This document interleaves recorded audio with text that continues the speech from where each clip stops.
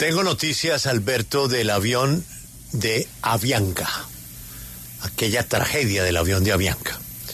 Por esa tragedia está en la cárcel alias La Quica, en Nueva York. El tema tiene que ver con una información que se conoce 36 años después.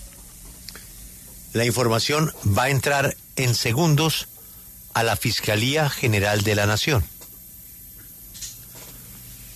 Esa información podría darle un giro a este terrible homicidio múltiple que costó, yo no sé, Juan Diego, ¿cuántas vidas? Por lo menos 100, ¿no? Pues fue precisamente un Boeing 727, 110 víctimas fatales. 107 a bordo y 3 más en tierra, porque pues el avión cayó, los restos del avión cayeron sobre Soacha, ¿no? Por parte de... Bueno, históricamente se ha dicho que a lo mejor la persona que está pagando por ese crimen no fue alias La Quica. Alias La Quica fue capturado en Estados Unidos. Y pues yo creo que esto le podría dar un giro, lo que vamos a escuchar, interesante al caso. Nos atiende Federico Arellano Mendoza. Él es un abogado, es víctima y conoce muchísimo el proceso. Hay novedades que entran hoy a la Fiscalía. Don Federico, buenos días. Julio, muy buenos días. Un placer estar nuevamente aquí ante sus micrófonos. Un saludo muy especial al equipo de trabajo y a la audiencia de la W. Don Federico, ¿por qué podría cambiar o qué rumbo podría tomar el caso en donde hasta ahora La Quica es el único imputado?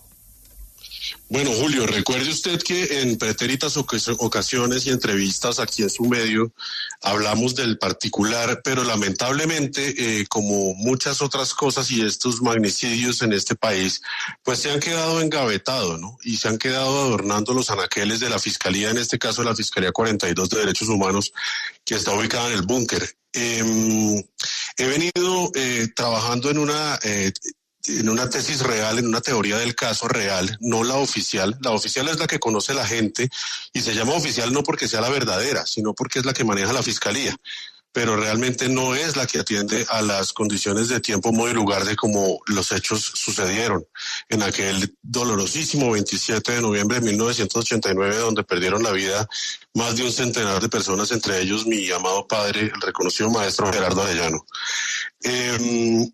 En este caso, Julio, mire usted las fechas. En el 12 de junio de 2017, yo elevé una solicitud para que a través del trámite de la carta rogatoria, que es el trámite que se debe surtir para estos efectos, se tuvieran en cuenta en la Fiscalía los testimonios de 4 personas súper claves en este asunto para dilucidar y sustentar la teoría real del caso. Estas personas son Frederick Whitehurst, que es un señor que es abogado y en su momento era el jefe de explosivos del FBI, quien profirió un informe que en su momento lamentablemente le costó su trabajo y fue despedido por no mentir y por no decir que había sido una bomba y más bien sí lo que realmente fue. Y en su momento Condoleezza Rice, que era la secretaria de Estado, pues lo despidió. Tanto es así que él demandó al Estado norteamericano y en un proceso laboral por despido injustificado, como lo conocemos acá, ganó esa litis. El testimonio de Dan Denis Muñoz Mosquera, quien efectivamente no tiene nada que ver por este reato y que está condenado a perpetuidad y ya lleva más de 32 años purgando una pena por un delito que no le corresponde. El testimonio en este momento de Carlos Leder Rivas, quien se encuentra actualmente en el país y quien manifestó su intención de declarar sobre el particular y fue contactado a través de su abogada aquí en Colombia. Y también el testimonio del señor Richard Hahn, quien en su momento también fuera un agente del FBI que manifestó irresponsablemente que eso se trató de una falla humana y o mecánica, y no lo que realmente dice la Fiscalía que fue una bomba, lo cual realmente desatiende a los presupuestos de la realidad. Entonces, yo radiqué el viernes pasado ante la Procuraduría General de la Nación, específicamente ante el delegado para nuestro propósito, que es el doctor Carlos Duque, un hombre de unos muy buenos oficios, muy acucioso y muy del lado de la verdad, esta solicitud, a ver si finalmente nos desengavetan esto, porque mire usted que fue el 12 de junio de 2017. La carta rogatoria fue proferida por el despacho de la fiscal el 29 de marzo de 2019 y hoy estamos a 5 de mayo de 2025. Y así siguen pasando, Julio, los años, porque no les interesa que la verdad se sepa, a riesgo incluso de la vida misma y las amenazas que he tenido que recibir gracias a que he enarbolado estas banderas de la verdad. Pero, don Federico, vamos entonces a lo que se pregunta un oyente. Si no fue la Kika, ¿quién fue?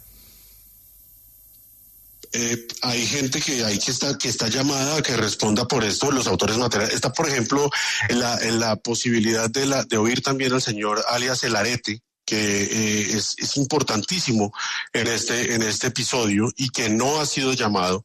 Aquí hay un manto de duda que subsiste.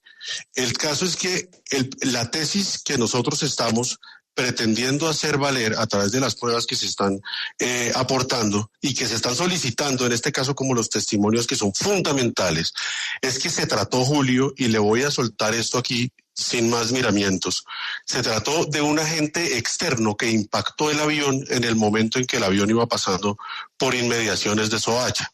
Esto parece para algunos una historia casi basada en la ficción, pero es mucho más real y mucho más cierta, habida cuenta de las pruebas, de lo que hoy tienen como teoría oficial en la Fiscalía. Pero igual hay un común denominador. Usted me está hablando de gatilleros de Pablo Escobar. Claro, hay gatilleros de Pablo Escobar que están metidos en esto porque como la tesis oficial habla de que fue Pablo Escobar, pero realmente no fue Pablo Escobar. Y como en su momento tenían que demostrar gestión por parte del Estado americano, habida cuenta de que murieron dos ciudadanos americanos en ese avión, entonces tenían que sacar pecho en aras de la justicia norteamericana y tuvieron que manipular esa verdad, que fue lo que dije al comienzo, y por la cual despidieron injustamente al señor Frederick Whitehurst, porque él se negó a mentir. Y él dijo, lo que aquí había en este dictamen pericial, lo que arroja el dictamen pericial son componentes químicos de la ojiva de un misil. Esto no fue ninguna bomba y esto fue lo que realmente pasó, de manera que yo no voy a mentir y si ustedes me quieren despedir, háganlo. Y así lo hicieron. Esto es una prueba contundente. Y el señor Whitehurst ha manifestado su interés inequívoco de declarar en este caso. Sí, abogado Federico. Sobre el tema del ex capo del narcotráfico, Carlos Leder, ¿cuál es el aporte que él puede dar? ¿Qué han hablado ustedes con la defensa de él? A ver, Carlos Leder, si bien es cierto que no tuvo, injerencia directa en muchos de los crímenes perpetrados por el cartel de Medellín y por su ex socio Pablo Escobar, es importante tenerlo para efectos del contexto, para empezar a desvirtuar desde la forma de la ponderación probatoria a la luz del derecho en el interior del proceso, a desvirtuar la tesis oficial de la Fiscalía de que se trató de un explosivo y que fue la Kika y que estuvo el suizo y todo este entramado de mentiras que nos ha dado como resultados que hoy nos mantengan engavetados el proceso y no se quiera saber la verdad. Entonces es importante que el señor Carlos Leder, habida cuenta de su intención manifiesta de declarar lo que sabe, pues diga que realmente, o diga lo que quiere decir y que seguramente va a servirnos mucho para desvirtuar, si bien es cierto que de pronto no apoye la tesis que yo estoy planteando, que estamos planteando, por lo menos sí desvirtuaría la de la Fiscalía, lo cual es un gran avance. En el contexto tiene un valor probatorio. Abogado, precisamente, como usted dice, varias veces hemos conversado con usted sobre este tema. Sí, señor. Pero hay muchos oyentes que seguramente pues no recuerdan o no estuvieron en esas ocasiones con nosotros. ¿Usted les puede decir exactamente cuál es su tesis de cómo se cayó, por qué se cae el avión y quién eventualmente sería responsable? Sí, señor. Mire, en ese momento se estaban haciendo unas pruebas técnicas, unas pruebas de entrenamiento de unos emplazamientos tierra-aire se tenían y de los cuales tenían que recibir instrucción, pues quienes los iban a operar. Lamentablemente, y por eso dije que parece una historia más de ficción, pero la de ficción es la oficial y no esta. Lamentablemente en ese momento iba pasando por inmediaciones de Soacha el avión que hacía unos segundos había decolado del aeropuerto, del puente aéreo, y fue impactado por este artefacto.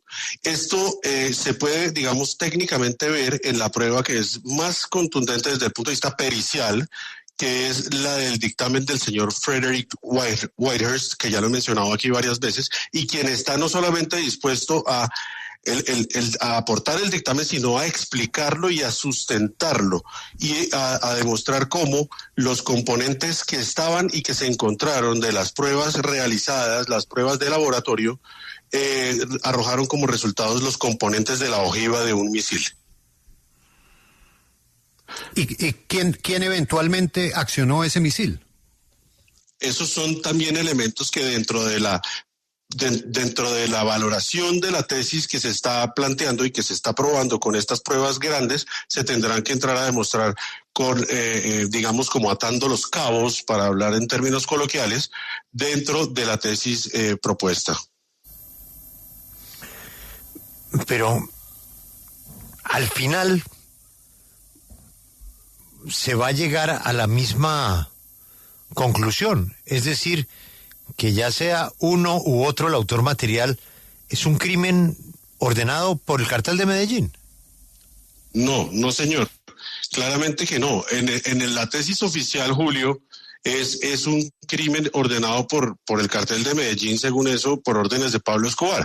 En la tesis del emplazamiento tierra-aire, sobre la cual manifiesto nuevamente que tenemos las pruebas, se trató de un e incluso se presume que fue un homicidio, pero a título culposo. Ahora habrá que ver, y esos son los cabos que hay que atar ya internamente e hilar muy delgado, qué pasó, cuál fue el trasfondo lógicamente de eso. Pero yo atiendo a que esto no fue una orden de un grupo armado ilegal y mucho menos del Cartel de Medellín, sino que esto obedeció a una imputación que eventualmente se puede dar a un agente del Estado, que en este caso pues sin duda sería el Ejército Nacional, y esto atiende a una conducta culposa hasta el momento, según lo que hemos investigado nosotros. Abogado, pero la pregunta es, ¿por qué contra ese avión? Finalmente, una de las tesis... porque dicen que iba a abordar... no fue dirigido. Dicen que ese avión lo iba a abordar el entonces candidato presidencial César Gaviria. Esa es otra versión que está completamente revaluada. Inclusive el expresidente Gaviria, que tiene oficina, o no sé si todavía la tenga allí en donde ustedes tienen sus estudios, dijo que él ya no volaba en aviones comerciales justamente para evitar que se le desocuparan los aviones, porque se montaba y sabía que era un objetivo militar. Esa es la tesis más trasnochada que pueden tener en la fiscalía según la oficial. Y no fue ordenada, no fue ordenado. Esto, por lo pronto, lo que tenemos, y por eso digo por lo pronto, porque hay que entrar a resolverlo juiciosamente, que es lo que no se ha hecho y lo que se pretende que se haga esta vez con toda la contundencia, con la solicitud apoyada y amparada por la Procuraduría, para llegar a un fin realmente de verdad, justicia y reparación. Esto no fue ordenado por un grupo armado, esto fue un accidente hasta el momento, como lo tenemos investigado nosotros por nuestra cuenta, ya que la Fiscalía no ha querido cumplir con su misión.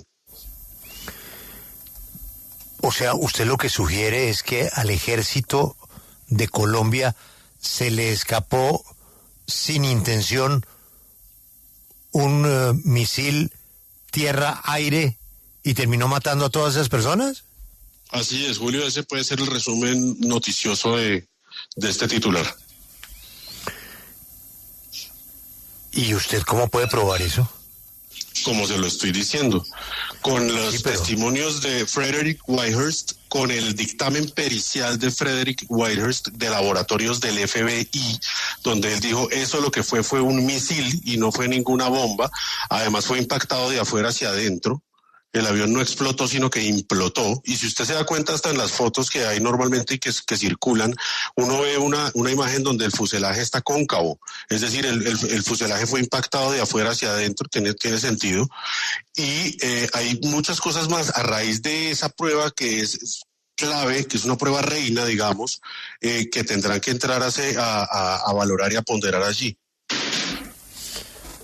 Usted dice que quiere llamar al arete, pero encontrar Sí, al arete, ¿el arete es posible encontrarlo? Tengo entendido que él hace mucho tiempo vive en Europa. En España. Él está radicado en España hace muchos años y es función de la Fiscalía, Julio, otra de las tantas funciones que no atiende en su deber misional, ubicarlo. Yo me restringo a dar la información que tengo, solicité una con la que tengo, que ahí está descrita, y si no es suficiente, pues ellos tendrán que entrar a validar en bases de datos segmentadas dónde está el señor, porque para eso tienen inteligencia. Ya no, en su investigación, que por comprometer a su padre, por cierto, una persona con la que pues crecí, conocí, una gloria de la música colombiana. En todo este recorrido, usted tratando de conocer la verdad de lo que le pasó a su padre y a esas otras personas, a esos más de 100 pasajeros, ¿ha escuchado usted el nombre de Eugenio García Jaramillo, alias El Taxista? Claro, alias El Taxista era un personaje que aparece en la historia, inclusive muy mencionado por el célebremente desaparecido Popeye, que era supuestamente quien había prestado las bodegas dentro del iter criminis para la manufactura, si se permite el término, para armar el artefacto explosivo que supuestamente en la tesis oficial falsa fue el que usaron en el avión de Avianca. El señor Eugenio León García, sí, El Taxista, alias Taxista. Claro que sí. Sí, pues ahí se cae entonces esa otra teoría de la bodega famosa. Aquí entrevistamos en su momento al dueño de la bodega. Es que Julio, le cuento una cosa, es que si el costo, lo hablaba con un colega muy importante, a quienes ustedes también consultan con cierta frecuencia, si el costo, que tiene que serlo además, si el costo jurídico y judicial de esto es que todos esos aparentes avances que se han suscitado sobre la base de la tesis oficial se vengan abajo, que se vengan abajo. A mí no me interesa otra cosa distinta, Julio, que la verdad y la justicia. Y no podemos seguir tragándonos estos sapos de este tamaño. Esto es una cosa descomunal, Julio. O sea, ¿cómo es posible que la Fiscalía, después de 36 años, tenga engavetado un proceso y cada vez que yo voy a pedir un cuaderno de ese proceso a la Fiscalía, el rótulo diga estado en averiguación? Eso es vergonzoso, sobre todo con el acervo probatorio existente. Así fuera en la tesis oficial, pero supóngase usted que avanzara, pero ni siquiera por ahí. Yo ese cuento ya no me lo sigo comiendo, Julio, y se lo digo con todo respeto y con mucha responsabilidad, porque yo no puedo señalar a nadie hasta no tener pruebas. Pero aquí hay intereses subrepticios y subsisten las manos negras. Pues doctor Arellano, muchas gracias por atendernos y vamos a ver esta vez qué dice la Fiscalía y qué le dice a usted la Procuraduría. Ha sido usted muy amable. Esperemos que sean buenas las noticias próximas. A usted 1000 gracias, Julio, un abrazo y saludos a la audiencia. Feliz día.